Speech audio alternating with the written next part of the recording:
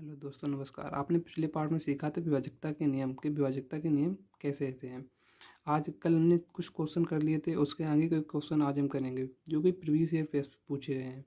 तो ये आज का प्रश्न है कि चौथा प्रश्न है कि उन सभी 3 अंकों की संख्या का योग ज्ञात कीजिए जो 20 और 25 से विभाज्य हैं। ये प्रश्न पूछा गया है IB 23 मार्च 2023 वाली परीक्षा में। तो आइए हम सीखते हैं। तो 3 अंकों की संख्या पूछी गई है, तो 20 और 25 से विभाज्य संख्या, यानी कि 20 से विभाज्य और 25 से, तो ऐसी विभाज्य संख्या हम देखेंगे।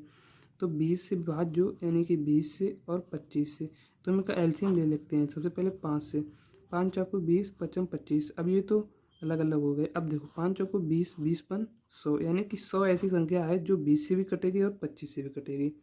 तो आगे हम देखते हैं कि 3 अंकों की संख्या कैसी पूछी गई। 3 अंकों की संख्या, तो 3 अंकों की संख्या, तो पहली तो 100 हो गई, यानी कि 100 की अगली संख्या 200।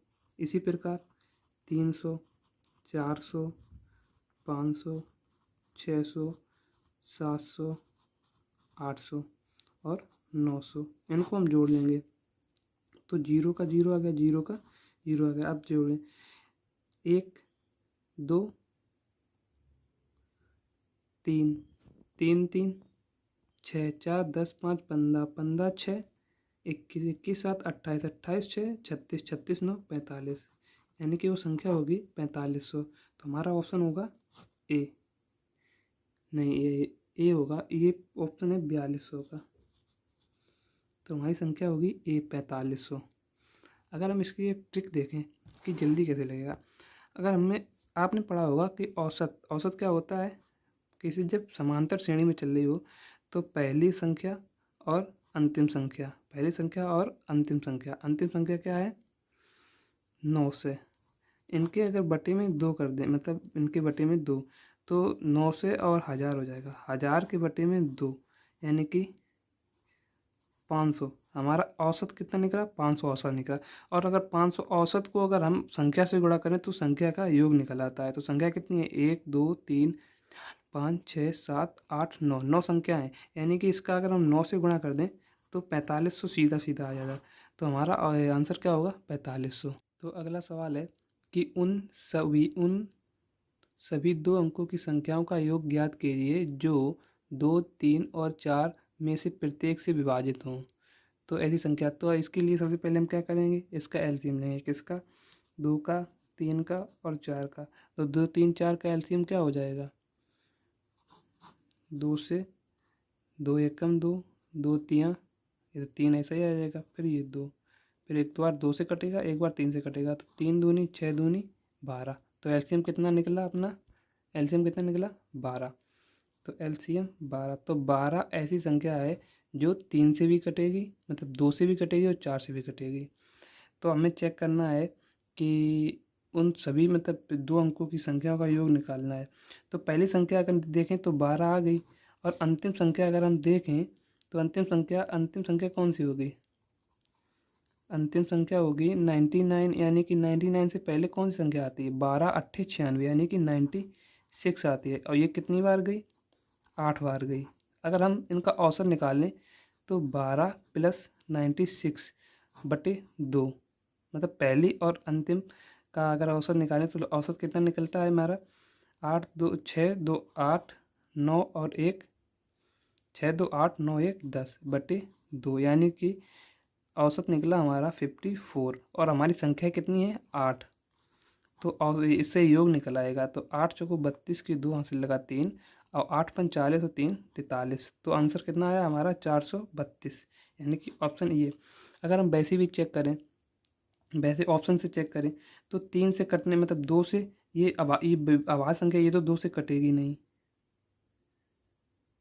तो ये तो एक पहले ही हट गई। फिर ये 3 ऑप्शन बचे, लेकिन हमारा कुछ होगा नहीं, इसलिए हमें इसी चेक करना पड़ेगा, सवाल लगाना पड़ेगा। तो इस सवाल लगा के आंसर हमारा कितना निकला 432। अब अगला क्वेश्चन है कि 5 अंकों वाली संख्या 538xy 3 7 और 11 से पूर्णतः विभाज्य है, तो X square plus Y square का मान पूछा गया है। तो ऐसे सवालों में हमें क्या करना होता है कि ये जो संख्या है 538 है, तो एक्स वाई की जगह अगर हम 0 मान लें, पहले अभी इतना रुको, इस संख्या का यहीं छोड़ दो। पहले देखो संख्या जो 3 से भी कटे, 7 से भी कटे, 11 से भी कटे, इसका एलसीएम कितना होगा? तो एलसीएम ये दोनों ये सबरे अभाज्य संख्या है, तो एलसीएम इनका कितना होगा गुणा करके देख लेते हैं। 77 इंटू 3 7 या 21 की एक हासिल लगा 2, 7 या 21 तो 2 23 यानी कि 231। तो हाँ संख्या कौन सी अपनी ये, अगर हम इसमें संख्या में 231 से भाग दें तो ये 0 जो इसके यहाँ पे 0 जितनी बार जाएगा उससे 1 प्लस होगा, तो हम भाग देते हैं। सबसे पहले कितनी बार दिया, देखो 23 दूनी 46 और 23 3 69, 69 ज़्यादा होता है तो हम भाग देंगे कितनी बार, 2 बार। तो 2 एकम 2, 2 तियाँ 6 और 2 दूनी 4। अब माइनस करते हैं, इसमें से कितना बचा, 6 इधर हुआ 13, 13 में तो 6 गई 7। अगर हम उतार लेते 0 की, अब 23 6 मतलब 23 3 जा मतलब 23 तियाँ कितना होता है 69। अगर हम इसको देखें तो 3 एकम 3, 3 तिरका 9 और 3 दूनी 6। अब यहाँ बचा कितना, 10 में से 3 गई 7, इधर यहाँ से हासिल लिया, यहाँ भैया 15, 15 में से 6, 15 में से 9 गई, कितनी बची 6। अब उतारा लिया हमने कितनी का, 0 का।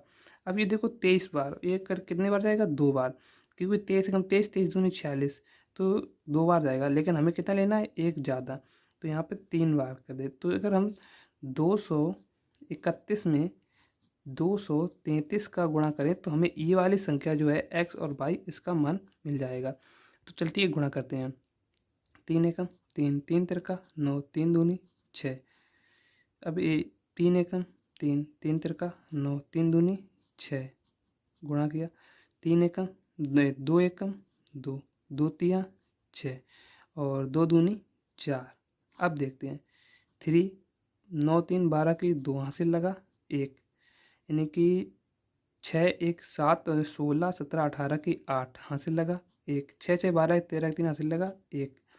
अब ये हो गया 5। तो देखो ये संख्या मैच कर रही है हमारी, ये संख्या मैच कर रही है। तो ये किसका मान हो गया, x का मान, ये हो गया y का मान।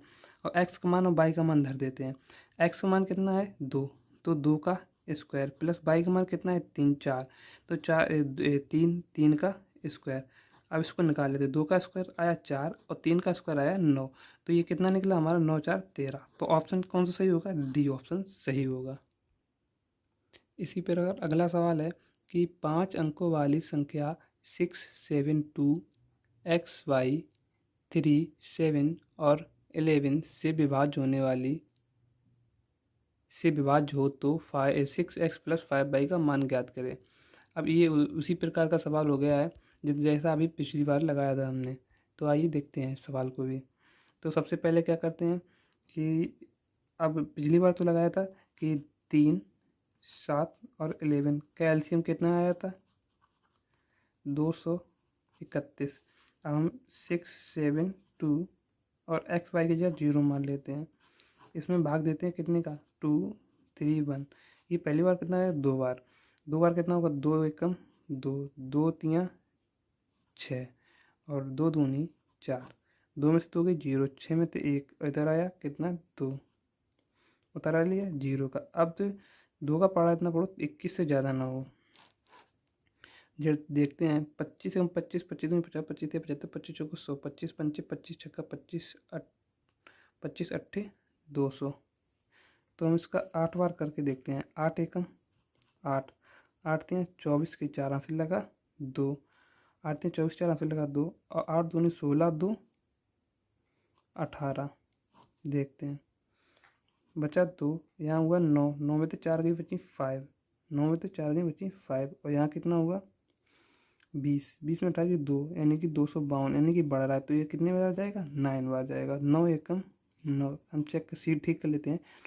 9 3 27 की 7 बची 2, 9 एकम 27 की 7 हासिल लगा 2 और 9 दूनी 18 और 2 20।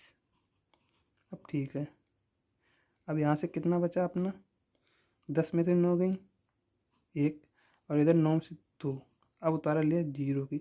अब कितनी बार पारा पड़े, ये पारा पड़े कि इससे ज़्यादा, अब मतलब एक बार ज़्यादा लेना पड़ता है, तो इस बार कितना लेना पड़ेगा एक बार, तो 231 हो जाएगा। अब तो 291, तो 231 में कितने का गुणा करने होगा 291 का।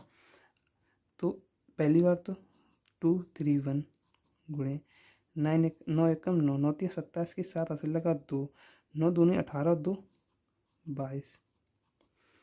अब 2 एकम 2, 2 3 6, 2 दूनी 4, एक आया 9 4 9 और 3 12 की 2 हासिल लगा 1, और 7 2 9 1 10 2 12 की 2 हासिल लगा 1, 6 2 8 और 1 9 और 4 2 6। अब देखो ये मैच कर रहा है अपना, हाँ ये मैच कर रहा है, नहीं कर रहा। देखते हैं हमसे गलती कहाँ हुई। गलती हुई है हमसे कहाँ पर, यहाँ पर 9 एकम 9, 9 3 27 की 7 हासिल लगा 2, 9 दूनी 18 2 20, 20 की 0, यानी कि 20 की 0 नहीं 20 पूरी। अब देखो अब सही हो जाएगा। अब एक ऐसा आया 9 3 12 की 2 हासिल लगा 1, ऐसी 7 2 9 2 12 7 2 9 10 11 1 12 की 2 हासिल लगा 1, 6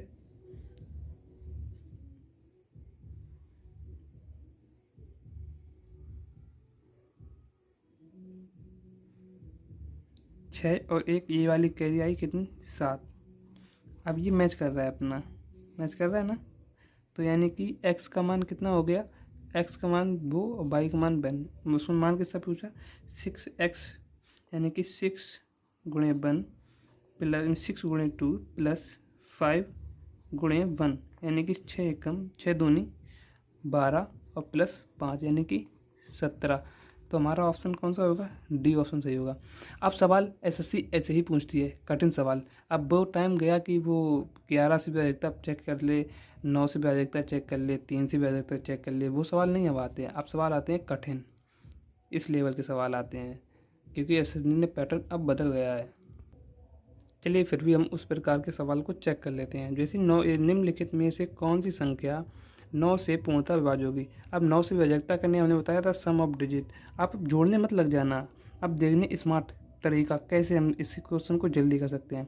ऑप्शन से पहले हम पहला ऑप्शन उठा दें, जिससे 9 से विभाज्य 9 पूरा पूरा कट गया, 7 2 9 खत्म। अब 8 और 4 3 7, 8 7 15, तो ये ऑप्शन नहीं होगा। अब देखते हैं इससे 9 खत्म, 5 4 9 खत्म, 7 2 9 खत्म, इसमें 3 बचा, ये भी 9 से विभाज्य नहीं होगा। अब इधर इसको देखते हैं, 7 2 9 खत्म, 4 मतलब 6 3 9 खत्म, 4 और 1 5, ये भी नहीं होगा। हमारा आंसर क्या होगा, यही बिना चेक करे कह सकते हैं। वैसे चेक कर लेते हैं, देखते हैं कि 9 खत्म, 7 और 5 4 9 खत्म, 7 3 10 8 18, यानी कि यही क्वेश्चन सही है आंसर। चलिए देखते हैं अगला क्वेश्चन। अगला क्वेश्चन क्या कह रहा है। अगला क्वेश्चन कह रहा है कि निम्नलिखित में से कौन सी संख्या 6 से विभाज्य होगी। 6 से विभाज्य होने के लिए 3 से विभाज्य और 2 से विभाज्य। तो सबसे पहले हम देख लेते हैं सम संख्या, यानी कि 2 से विभाज्य। तो ये सम संख्या है, ये भी सम संख्या है, ये भी सम संख्या है, ये भी सम संख्या है, यानी कि ये तो विभाज्य नहीं होगी। अब 2 से चेक के लिए आप हमें चेक करना 3 से। 3 से विभाजकता का नियम हमने बताया sum of digit. Sum of digit जोड़ने मत लग जाना, जोड़ना ही। 3 से काटो, कट जो 3 से कट जाए हटा दो से, 3 खत्म, 4 2 6 खत्म। अब 8 जो है 8 3 से कहीं कटेगी, तो ये संख्या नहीं होगी। अब देखते हैं इसमें 6 खत्म, 2 और 3 खत्म, ये 4 बच रहा है, 4 तो नहीं 3 से कटेगी, ये भी नहीं होगा। तो हमारा आंसर होगा क्या, अब चेक कर लेते हैं इसको। 3 खत्म, 9 खत्म, अब 7 2 9 खत्म, यानी कि 4 2 6, ये तो आंसर क्या होगा हमारा, यही होगा। अब अगला सवाल है, यदि 6 अंकों की संख्या को 6 अंकों की संख्या है 4x 4y 96 88 से विभाज्य है, तो 2x माइनस 2y का मान क्या होगा। अब देखते हैं कि जो 88 से विभाज्य 88 से विभाज्य है, इसका मतलब क्या होगा कि वह संख्या जो है वह संख्या 11 से भी कटेगी और 8 से भी कटेगी, यही तो होगा।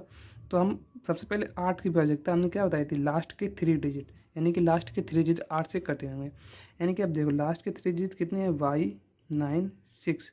अब हमें पता है कि 6 जो है, एक तो 16 में, 8 के पारण 16 में आता है, एक आता है कितने में, 8 सत्ते 56 56 में आता है।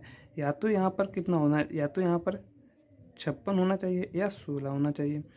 तो बाई का मान हम क्या क्या रख सकते हैं, तो बाई का मान अगर हम यहाँ पर 8 धर, मतलब बाई का मान अगर हम यहाँ पर देखो, ये यहाँ पर 8 धर दें अगर हम बाई का मान, तो 8 से ये 8 पूरा चला जाएगा, फिर 8 से 8, 8 से यहाँ पर 8 एकम 8, एक बची 16।